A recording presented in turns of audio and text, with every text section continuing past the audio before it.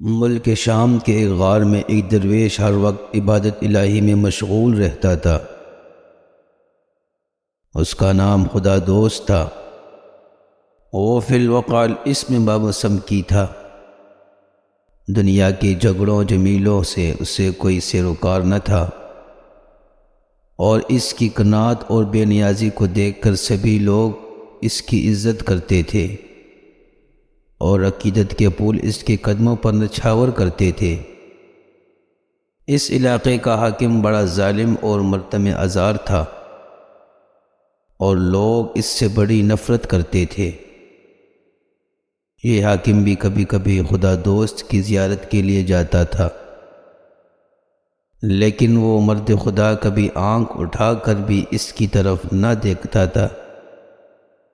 ایک دن حاکم نے شکایتاً کہا کہ آپ اللہ کے نیک بندے ہیں، میں حاضر ہوتا ہوں لیکن آپ نفرت سے میری طرف سے منہ موڑ لیتے ہیں۔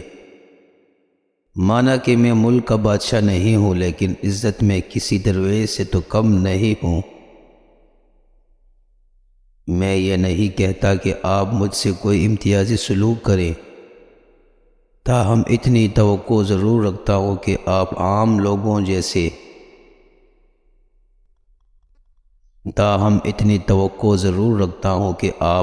لوگوں جیسا سلوک میرے ساتھ کریں۔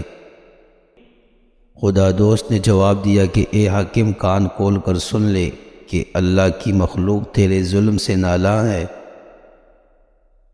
اگر تو اللہ کے بندوں کا دشمن ہے تو میں تیرا دوست کیسے بن سکتا ہوں؟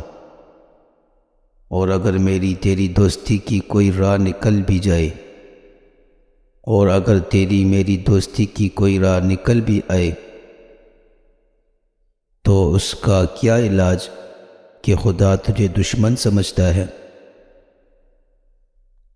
اور خدا سے دوستی رکھنے والے کی اگر کھال بھی ادھیڑ دی جائے تو وہ دوست کے دشمن کا دوست نہیں ہو سکتا۔ یہاں سے چلا جا اور احسان اور رحم پر کمر باندھ دے، تاکہ خلق خدا تیرے حق میں دعا کرے۔